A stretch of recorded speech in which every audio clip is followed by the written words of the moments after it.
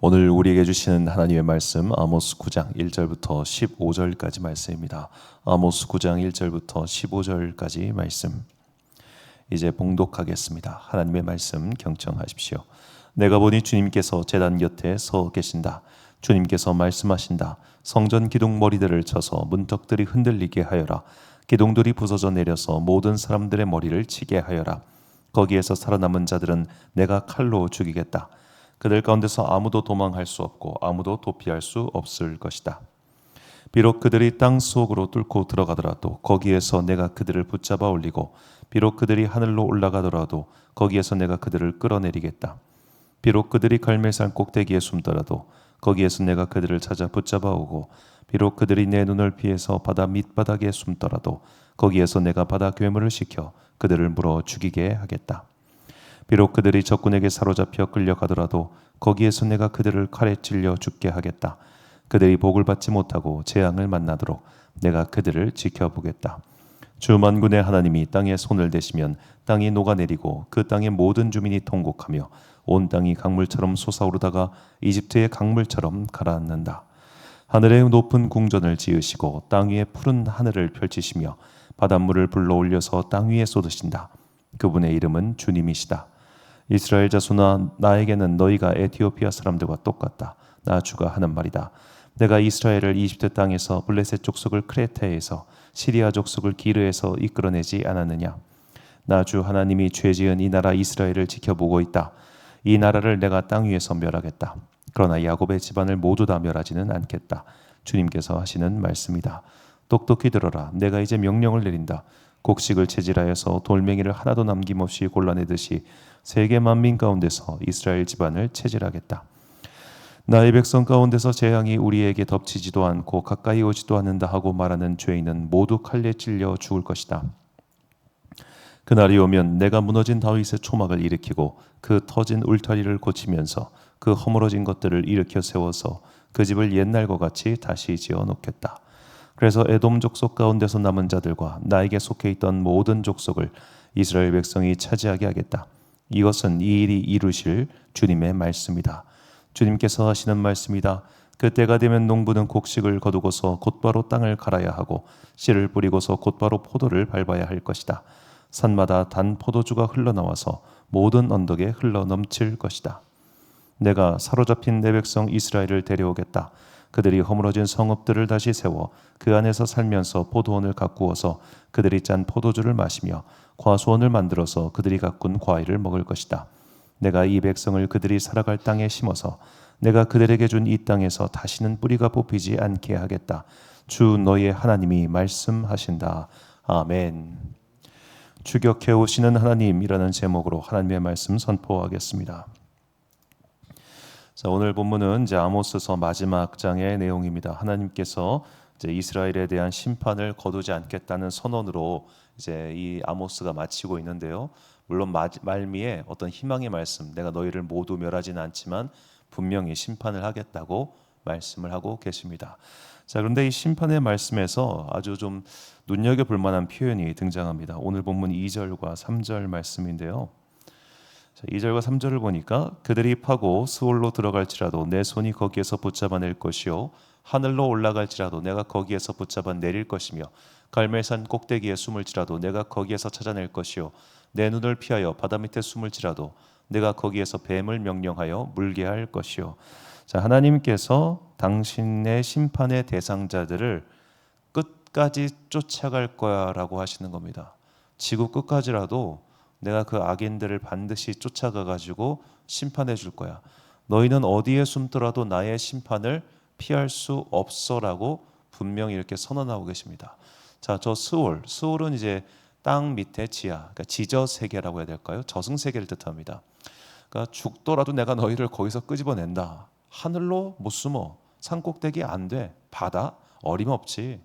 이렇게 하나님께서는 내가 반드시 쫓아갈 것을 천명을 하시는데, 자, 이 저 지역 표현 스올, 하늘, 바다 여기에 주목해 보십시오. 저 장소가 시편에서 등장합니다. 그런데 전혀 다른 뉘앙스로 등장합니다. 시편 139편 7절부터 10절까지 말씀 보니까 다윗의 시입니다. 내가 주의 영을 떠나 어디로 가며 주의 앞에서 어디로 피하리이까? 내가 하늘에 올라갈지라도 거기 계시며 수월에 내 자리를 펼치라도 거기 계시니이다. 내가 새벽 날개를 치며 바다 끝에 가서 거주할지라도 거기서도 주의 손이 나를 인도하시며 주의 오른손이 나를 붙드시리이다. 아멘. 자, 똑같은 장소입니다. 스올 나오고 하늘 나오고 바다가 등장합니다. 그런데 뉘앙스가 전혀 다르죠. 오늘 본문의 아모스는 하나님께서 악인을, 심판의 대상자를 추격하신다는 표현을 등장하는데, 이 다윗의 시편에서는 주님께서 똑같은 자세로, 똑같은 권능으로 나를 따라오신다는 겁니다. 내가 어디를 가든지 주님께서는 나를 버리지 않으시고, 내가 어디로 피하든지 주님께서는 거기서 나와 함께 하시며 나를 지켜주신다는 다윗의 고백이죠. 자, 이것은 다윗이 이미 시편 23편, 그 유명한 시편에서 자신의 경험을 이렇게 토로했기 때문에 더욱더 분명합니다. 시편 23편 1절과 6절 말씀인데, 여호와는 나의 목자시니 내게 부족함이 없으리로다. 내 평생의 선하심과 인자하심이 반드시 나를 따르리니 내가 여호와의 집에 영원히 살리로다. 저 반드시 나를 따른다는 표현이 참 히브리어 원어를 보면 되게 재밌는데, 자, 히브리어로는 반드시라는 의미가 없고 반드시 따르리니 저게 하나의 동사입니다. 그게 뭐냐면 사냥꾼이 사냥감을 추격하다는 의미입니다. 하나님의 선하심과 인자하심이 마치 사냥꾼이 사냥감을 추격하듯이 나를 따라온다는 거예요. 뭐냐? 피할 도리가 없다는 겁니다. 그 정도로 하나님께서는 강한 압박을 하시듯이 마치 나는 널 절대 놓아주지 않을 거야 라는 마음가짐으로 나를 따라오신다는 거예요. 주님께서는 그렇게 아주 세밀하게, 강하게 결코 우리를 버리지 않으시고 우리를 외롭게 두지 않으시고 항상 우리를 부르고 계시며 오늘도 변함없는 사랑과 은혜로 나를 추격해 오신다는 것, 우리가 이것을 잊어서는 안 되겠죠. 하나님께서는 참으로 사람들이 볼 때는 너무나 비효율적인 방법으로, 너무나 이상한 그런 방법으로 우리를 끔찍하게도 사랑하시고 아껴주신다는 것, 우리가 이것을 잊어서는 안 되겠습니다. 그래서 이 하나님의 또 다른 사랑을 볼 수 있는 구절이 이 마태복음 예수님의 비유에도 등장합니다. 마태복음 18장 12절과 13절을 보면 너희의 생각에는 어떠하냐?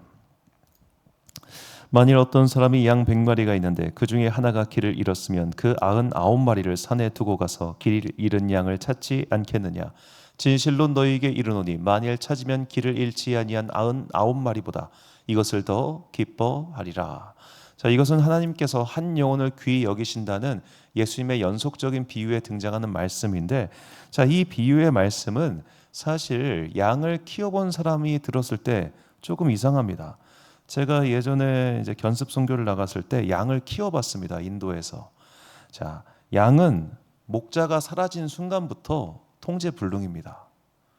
양은 절대로 얌전한 동물이 아니고 무지하게 겁이 많은 동물이기 때문에 얘네들을 어디다 그냥 두고 간다?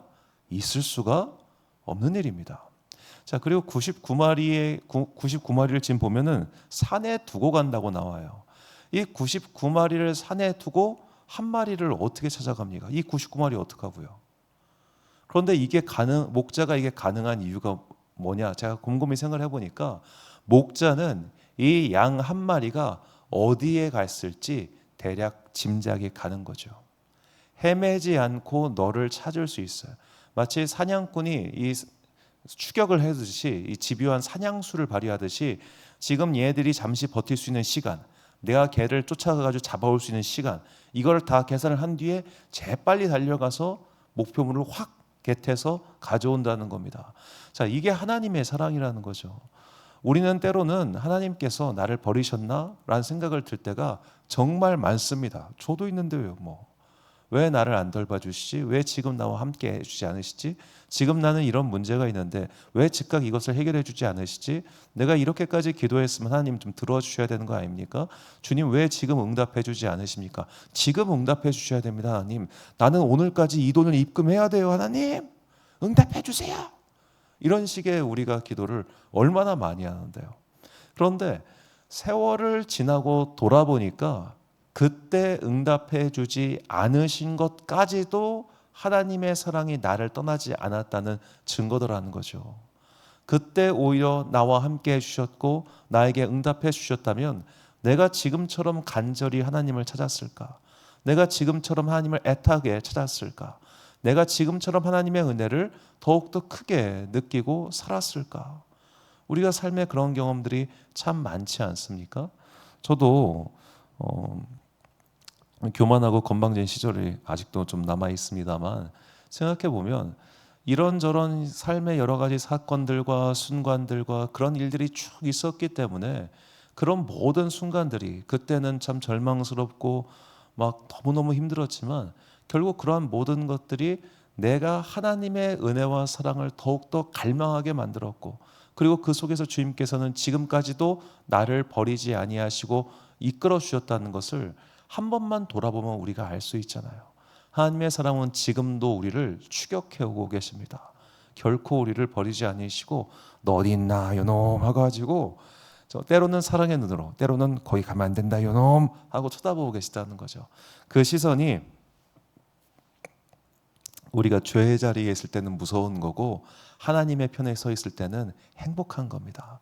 그러므로 중요한 것은 하나님의 사랑이 나를 떠났느냐, 하나님의 사랑이 나와 함께하고 있지 않느냐, 하나님을 향해서 하나님 어디 계세요? 라고 할 게 아니라 주님 나는 지금 어디에 있습니까?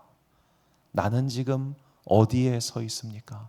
주님 내가 어디에 서 있는지 알게 하여 주옵소서. 그래서 내가 하나님의 편에 서게 하여 주옵소서. 이게 우리의 기도가 되어야겠죠.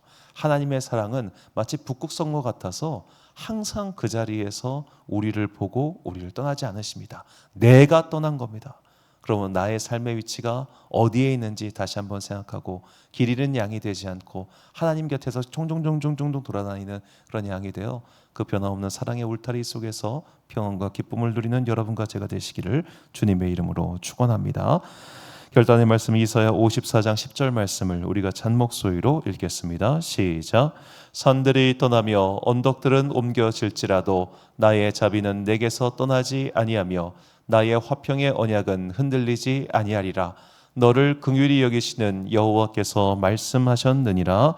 아멘. 사랑하는 지혜의 빛 광성교회 성도 여러분, 그리고 이 새벽 함께 깨우고 계신 귀한 주님의 자녀 여러분, 주님의 사랑은 우리를 떠난 적이 없습니다. 내가 그 사랑에서 멀어졌을 뿐입니다. 그러므로 중요한 것은 지금 내가 서 있는 위치입니다. 하나님께서는 하나님과 멀어진 자녀들까지도 추격해 오셔가지고 이 녀석 뭐하나 하고 지켜보고 계신다는 것을 잊지 마시고 그 사랑의 울타리 안에서 평안과 기쁨을 영원토록 누리는 그런 여러분과 제가 되시기를 주님의 이름으로 축원합니다. 기도하겠습니다.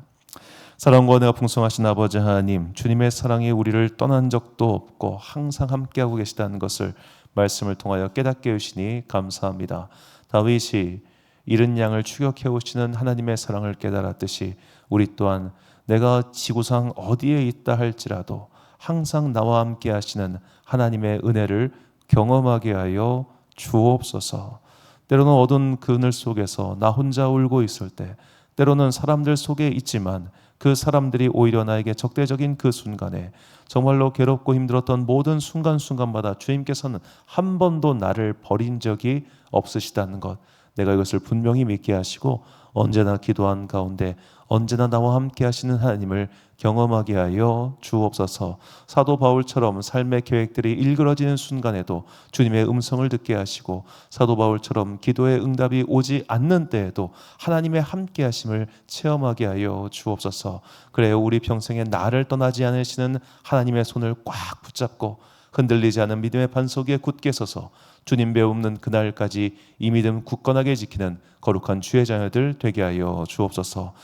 오늘도 한 주간의 중간 함께 모여서 수요일 예배를 드리는 모든 성도들 가운데 지혜와 능력 더하여 주시고 하나님께 주시는 말씀의 힘으로 이 어두운 세상 가운데서 흔들리지 않는 믿음의 등불을 켜고 이 세상을 밝히는 아름다운 주의 자녀들 되게 하여 주옵소서.